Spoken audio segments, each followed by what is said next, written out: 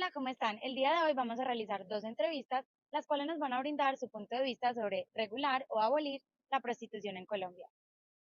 Bueno, hoy estamos con...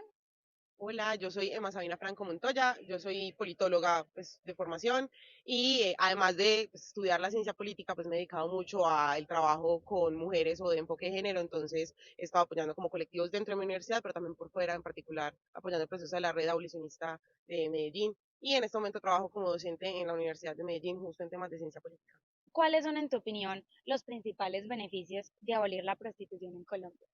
Bueno, yo creo que ahí son varias cosas. Uno, como que el horizonte de la abolición de la prostitución, pues no solamente en Colombia, ¿cierto? Como que la idea es que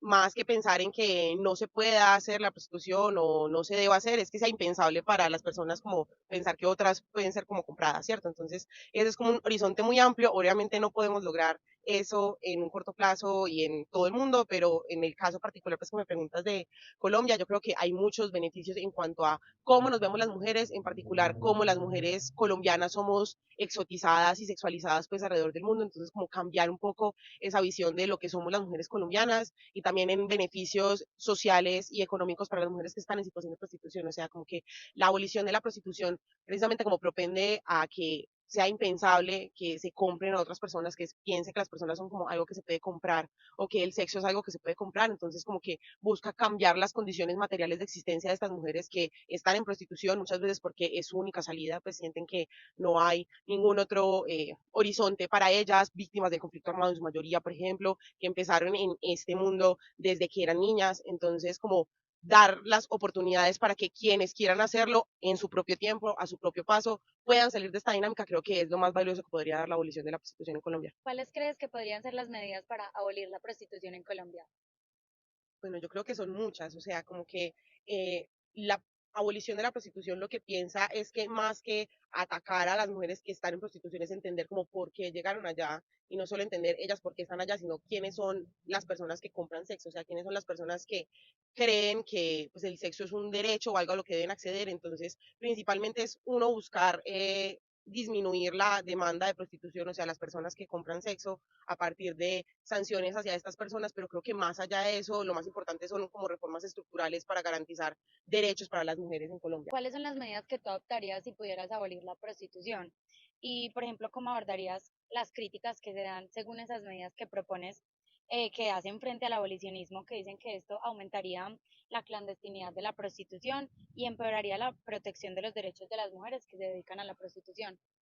Bueno, yo creo que ahí hay algo y es que el enfoque que se debe tener para las medidas que se tomen en frente a esa problemática debe ser muy integral, o sea, transversal a todas las desigualdades que enfrentan estas mujeres. Entonces, esas críticas que se le hacen al abolicionismo frente a que puede llevar a la clandestinidad por intentar poner el enfoque del castigo en el putero, es decir, en la persona que compra sexo, pues, o sea, estas medidas como que pueden responder a esas críticas en parte conteniendo unas medidas mucho más transversales, o sea, teniendo oportunidades laborales para las mujeres que están en prostitución y quieren salir de prostitución,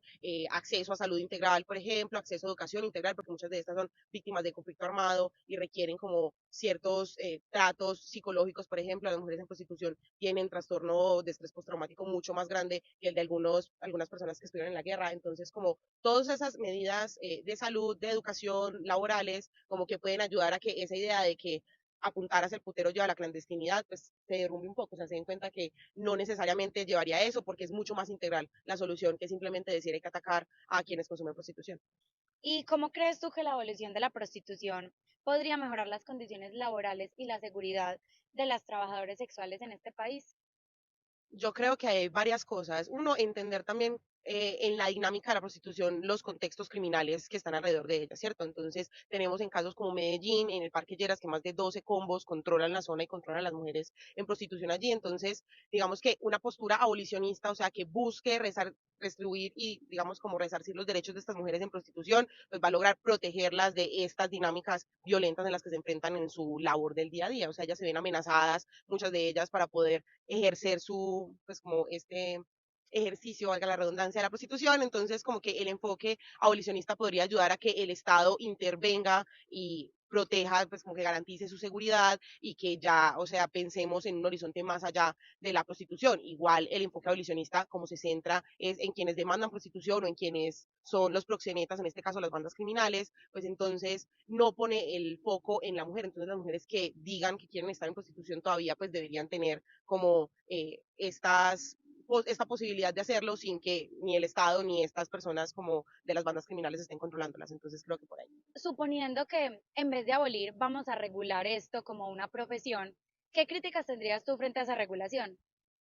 Bueno, yo creo que hay varios elementos. Uno es la dimensión ética de lo que implica decir que el vender sexo y el comprar sexo es un trabajo como cualquier otro, o sea, algo deseable incluso en la sociedad, pues está como esa crítica un poco a dónde queda la esfera pues de la intimidad, de la dignidad humana en un mundo en el que decimos que es algo valioso que se compre sexo o se venda sexo, y también está el tema pues como legal y jurídico en Colombia, entonces como lo que implica esa regulación de la prostitución en cuanto a, por ejemplo, derechos laborales para estas personas y los riesgos propios del ejercicio de la prostitución, como el feminicidio, pasarían a ser riesgos laborales, como toda esta dinámica, y que también algo que se desconoce en la regulación, pues al momento de implementar políticas regulativas de la prostitución, como ha pasado en otros países, es que esa relación que hay entre prostitución y trata de personas no se puede disolver a partir de la regulación. Entonces, lo que pasa es que los hombres que compran sexo simplemente llegan y no les importa si es una persona que está en trata de personas o lo hace voluntariamente, entonces sigue alimentando estas redes de trata que sí son un delito, que son un delito transnacional y nacional,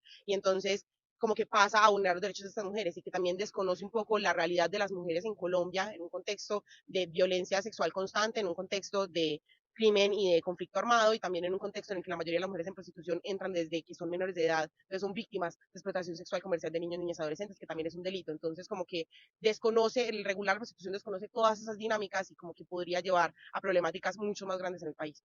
En esta segunda ocasión estamos con Mi nombre es Carolina Sánchez, soy abogada y profesora de la Escuela de Derecho en el área de Derecho Público y estoy aquí conversando con ustedes el día de hoy porque realicé una investigación sobre este tema, sobre el trabajo sexual, la manera como se podría regular y porque en estos ejercicios de investigación pues me vinculé a una organización en la ciudad de Medellín que se preocupa también por estos temas desde una posición de regulación que es putamente poderosa. profe, ¿y cuáles crees tú que son los principales beneficios de regular la prostitución como un trabajo aquí en Colombia? Bueno, para responder esa pregunta, primero hay que reconocer que el ejercicio de actividades sexuales, la prostitución, el trabajo sexual, de acuerdo a la postura que se tenga, es un tema demasiado sensible, en donde se puede estar afectando derechos fundamentales de las personas que lo ejercen. Entonces, lo primero que quisiera dejar claro es que no sirve de nada en la discusión o en el debate entre la abolición o la regulación del trabajo sexual, condenar al otro que tiene la postura contraria como que va en detrimento de la dignidad humana. Yo creo que la solución debería ser la regulación del trabajo sexual, porque es una manera de poner sobre la mesa el problema, visibilizarlo. Y a partir de ahí empezar a buscar soluciones para las personas que están ejerciendo el trabajo sexual. En oposición, más bien a la pregunta de cuáles serían los beneficios, creo que los problemas de no regular el trabajo sexual es mantener en la clandestinidad o mantener bajo ciertos prejuicios o posiciones morales estas actividades que seguirán sucediendo. Y creo que como sociedad deberíamos aceptar que esas actividades suceden, reconocerlas y tratar de proteger con las capacidades que tiene el Estado a las personas que están en estas actividades. ¿Y cómo crees tú que podría de pronto la regulación mejorar las condiciones laborales y la seguridad de aquellas personas que trabajan en este mundo de la prostitución? Bueno, creo que reconocer el trabajo sexual como eso, como un trabajo, abre la puerta a una cantidad de derechos laborales a las personas que realizan esas actividades sexuales. Y eso en últimas sería ampliar la garantía o la protección de estas personas. Entonces, cuando estamos en el escenario del trabajo sexual, nos enfrentamos a una serie de derechos laborales que tiene un trabajador en Colombia, como lo son, primero, la vinculación a la seguridad social. Entonces, aquí nos encontramos a una población que vive el día a día y que no está pensando en una protección para la vejez. Creo que es importante que el Estado se preocupe por eso y extienda unas garantías como la cotización a la pensión a las personas que ejercen este tipo de actividades y eso implica regular la actividad. Además, reconocemos que es una actividad altamente peligrosa y esto implicaría, por ejemplo, preguntarnos cuáles deberían ser los riesgos laborales de estas actividades. Sé que esto es un tema muy sensible y en ningún momento se puede considerar equiparar la regulación y el reconocimiento de riesgos laborales con hechos de violencia o delitos que vayan en detrimento de la persona que ejerce la actividad. Y quiero ser muy enfática en eso y es diferenciar que en ningún momento pretender regular el trabajo sexual es amparar, tolerar o permitir que las personas que ejercen estas actividades sean víctimas de delitos sexuales, como el abuso sexual, em, cualquier tipo de violencia sexual. Entonces creo que eso es muy importante diferenciarlo. Pero volviendo a la pregunta sobre cuáles serían esos beneficios, creo que el reconocimiento también del trabajo sexual implicaría una serie de garantías laborales, como la estabilidad laboral, por ejemplo, como la capacidad o la posibilidad de recibir una remuneración segura o estable, es decir, un salario, algo que hoy no tienen las personas que ejercen el trabajo sexual por una cantidad de inestabilidades, e implica una responsabilidad, una vinculación de los establecimientos públicos o los establecimientos de comercio en donde se ejercen este tipo de actividades. ¿Qué medidas propondrías tú de pronto que las mujeres que trabajan en este mundo pudieran tener acceso a derechos laborales? Bueno, para regular el trabajo sexual hay que preguntarse primero cuáles son las autoridades competentes para hacerlo y a partir de ahí es que se pueden definir las medidas. La Corte Constitucional ha sido clara desde el año 2010 en un llamado al Congreso de la República para que regule este tema, para que lo legisle y el Congreso no lo ha hecho. Entonces, lo primero que tiene que suceder es que el Congreso tiene que legislar y debe definir por un mecanismo legal, por una ley, lo que implicaría reconocer el trabajo sexual como tal. Creo que el Congreso es el escenario que tiene que hacer esto porque el Congreso es un escenario democrático, es un escenario político, que tiene una cantidad de congresistas que se supone están representando las diferentes posturas o las diferentes posiciones que existen en la sociedad. Entonces creo que es ahí donde se tiene que dar este debate. Entonces lo primero es una ley que regule los límites y los alcances de este trabajo sexual. Preguntas como ustedes me lo han hecho sobre cómo debería ser la seguridad social, si deberían haber algunos beneficios para la cotización a la pensión, cómo será la protección en la salud, cuáles serán esos riesgos laborales, cómo garantizar una prima, etcétera, una prima de servicios o algunas otras prestaciones sociales. Sin embargo, la tarea no puede ser solamente el Congreso y aquí entonces entran otras autoridades administrativas, como en el caso de Medellín, por ejemplo, la alcaldía, o incluso a nivel nacional, ministerios como el de Protección Social. Y aquí entonces se deben tomar otra serie de medidas administrativas. Lo primero que se tiene que hacer es un censo a nivel nacional y a nivel local. Tengo que identificar cuál es la población que ejerce el trabajo sexual, cuáles son sus condiciones socioeconómicas, sus condiciones culturales, cuál es su edad, cuáles son sus necesidades, escucharlas a ellas. Cometemos el error de legislar por el otro y no reconocer cuáles son las necesidades de esa población. Es una población que tiene capacidad de agencia, que no necesita que alguien hable por ellas. Ellas mismas pueden hablar por sus necesidades. Entonces, lo primero es identificar un censo, a partir de ahí empezar a desarrollar políticas públicas. Y cuando hablo de políticas públicas, quiero decir que no todo lo podemos regular desde el derecho, no todas las respuestas están en las normas, sino que esto implica un acompañamiento constante de garantías, de protecciones a las personas que están en el ejercicio de estas actividades, medidas de salud pública, formación en derechos, formación en otras habilidades, la posibilidad de que decidan o que encuentren otras oportunidades laborales y que de manera libre decidan si ejercer el trabajo sexual o si su camino quisiera